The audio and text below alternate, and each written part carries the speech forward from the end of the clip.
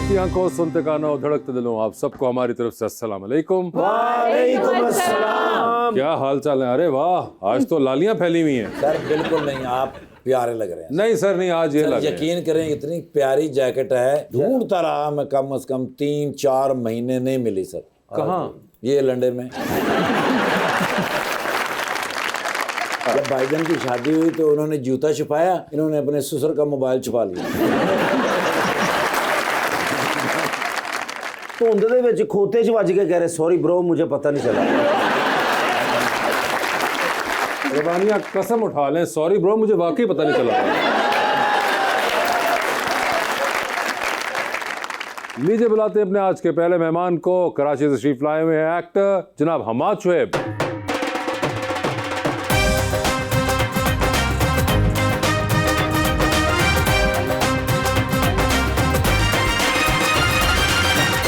और उनका साथ देने के लिए हमारी दूसरी मेहमान विजुअल आर्टिस्ट अतिया उस्मान।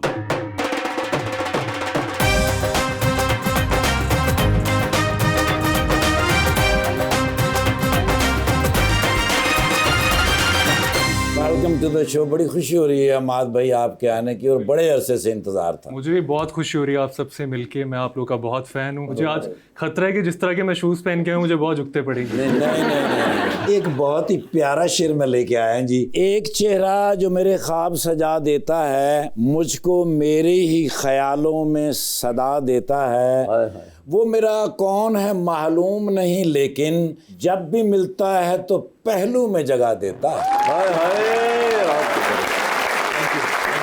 रात के दरिया का किनारा भी कभी आएगा, ओ वक्त का क्या है हमारा भी कभी आएगा, मेरे हिस्से में भी कभी आया था अच्छा कोई दिन, पूछना था कि दोबारा भी कभी आएगा।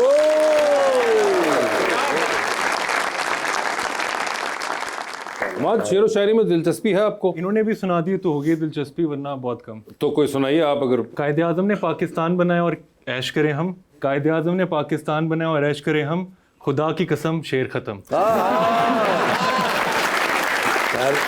हमाद आपका ताल्लुक जो है फैसलाबाद से है। जी। इस शेर के बाद जाहिर हुआ। जी बिल्कुल।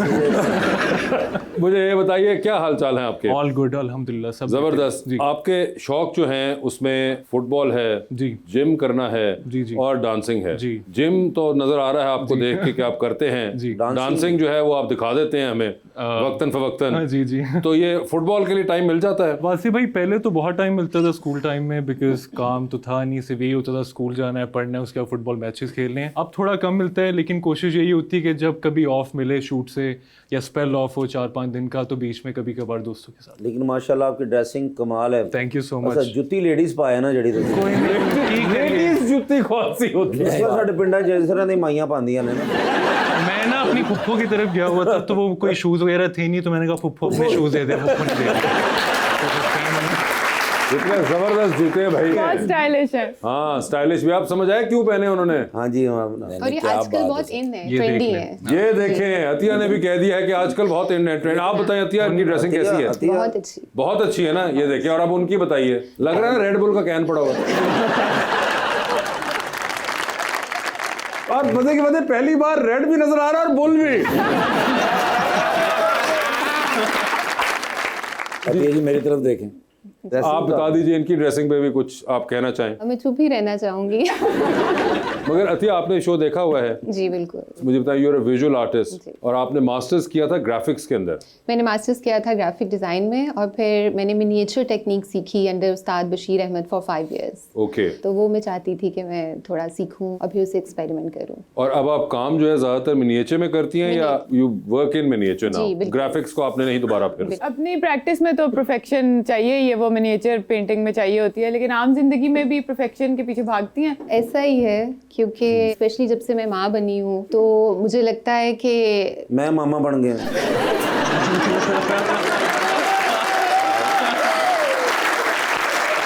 माशाल्लाह। जी जी। मुबारक हो आप।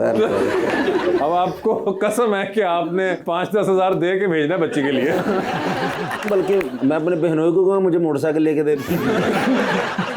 परफेक्शन का बता रही थी आप। हाँ, तो मैं ऑर्गेनाइज अब बेहतर तरीके से करती हूँ, क्योंकि हमने घर भी देखना होता है, काम भी करना होता है, करियर को भी बैलेंस करना है, तो वो आ जाता है। वैसे आजकल तो जो आर्टिस्ट हैं वो एक फॉर्मूला की तरह काम कर रहे हैं और धड़ाधड़ काम बनाते हैं। मिनिएचर पेंटर्स भी करते हैं, लेकिन आप इस तरह करते हैं या you organically like you take time and I take my time because I feel कि जो मिनिएचर टेक्निक है वो मेरी अपनी पर्सनैलिटी के साथ बड़े रेजोनेट करती है। अब हम लेयर्स में काम करते हैं, डॉट बाय डॉट हम एक इमेज क्रिएट करते हैं, तो ये मेरी पर्सनैलिटी भी इसी तरह ही है, उसके अंदर ठहराव है। और मुझे खुद भी ऐसा लगता है कि ख़वातीन जो हैं वो बड़ी एक लेयर्ड बींग्स हैं, उनके बड़े लेयर्स हैं, बड़े किरदार हैं, कभी वो माँ, कभी बेटी, कभी बीवी का किरदार निभा रही होती आप है। लेयर्स के काम करती हैं। मुझे भी लेयर्स केक बहुत पसंद है।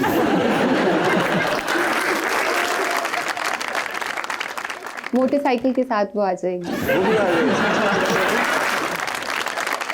Rahman, are you also into time management या फ्री फ्लोइंग हैं आप? Free flowing. मुझे ऐसा लगता है कि हमारे हाथ में नहीं है कुछ भी, जो भी होना होता है विद टाइम होता रहता है। तो मुझे यही होता है कि यार जो भी हो with time go with flow. अच्छा, खुद से कोई आपको वो नहीं कि you try to do things कि यार अब मैंने ये करना है, ये नहीं करना नहीं, है। मैं आपको वही बता रहा हूँ ना, हम बहुत सारी चीज़ें ऐसी सोचते हैं जिसमें हमें लगता है कि ये हमारे लिए बेहतर है, ये बेहतर है, बट एट द एंड वो ये होता है जो अल्लाह ताला की समझता है आपके लिए बेहतर हो। तो मैं तो हमेशा गो विद द फ्लो वाला सीन है कि यार जो बेहतर होगा कर लूँ, आगे कुछ आ जाएगा अच्छा, उससे बेहतर हो जाएगा तो वो। लेकिन हमारे भाई आपकी जो एक्टिंग होती है नेचुरल है माशाल्लाह। ऐसा लगता है कि आप एक्टिंग नहीं कर रहे, मतलब है ही आप ऐसे। देखिए मुझे अब ऐसा लगता है कि अब का जो टाइम है ना, उसमें लोग जो हमारी ऑडियंस है वो ज़्यादा कनेक्ट ही उस लोगों के साथ करते हैं जिनकी एक्टिंग बहुत नेचुरल हो। उसमें बहुत ज़्यादा स्ट्रेस एंड पॉजेस की जरूरत नहीं होती, 1 to 1 होता है। आप जितने भी अभी प्रोजेक्ट्स देख लें जो हिट हुए हैं, जिस तरह अभी मैं मंटो नहीं हूँ चल रहा है, सर आप भी मर्दों की सजल अली हैं, मुझे पता है। अरे वाह क्या बात है।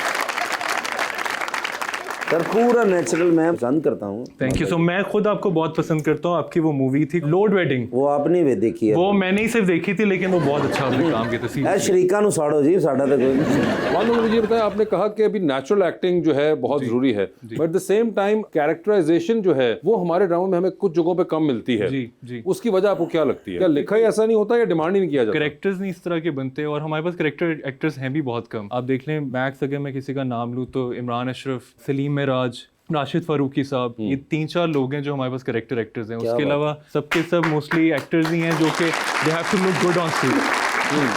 मतलब do you think that's because के एक्टर्स नहीं है या वो कैरेक्टर्स ही नहीं लिखे जाते हैं? कैरेक्टर्स नहीं लिखे जाते हैं। मोस्टली ये होता है कि देखा जाए तो 10 में से 8 प्रोजेक्ट सास बहू लव स्टोरी है, कोई 2 ऐसे प्रोजेक्ट्स आते हैं। एज एन एक्टर आपको कोफ्त होती है? 110% होती है, बिकॉज मुझे ऐसा लगता है कि बहुत सारी चीज़ें एक्सप्लोर करने के लिए नहीं है हमारे पास। जिस तरह आपने एक आज से कोई 10 साल पहले सीरीज लिखी थी, बारात सीरीज, तो अब आपने वो जो सीरीज लिखी थी वो एक डिफरेंट सीरीज थी, उसका टॉपिक डिफरेंट था और बहुत मज़ेदार थी। अब वो वाला ह्यूमर भी नहीं है हमारे प्रोजेक्ट्स में, उस तरह के कैरेक्टर्स भी नहीं बनते, उस तरह की डायरेक्शन भी नहीं है, राइटिंग भी नहीं। मैं तो चाहता हूँ आप कुछ लिखें, आप क्यों नहीं लिख रहे? यार मैं पहले ही कम लिख पाता हूँ और बड़ा मुश्किल काम लेकिन है। अगर आपने लिखा तो आप वादा करें इनको लीड पे लेंगे। मैं पागल हूँ। जवानी फिरनी यानी 3 है ना, वो उससे 2 लाख रुपए लिए इन्होंने रमैया से हिसाब। जवानी फिर नहीं आनी में अगर आप हो ना तो फिर नहीं आनी।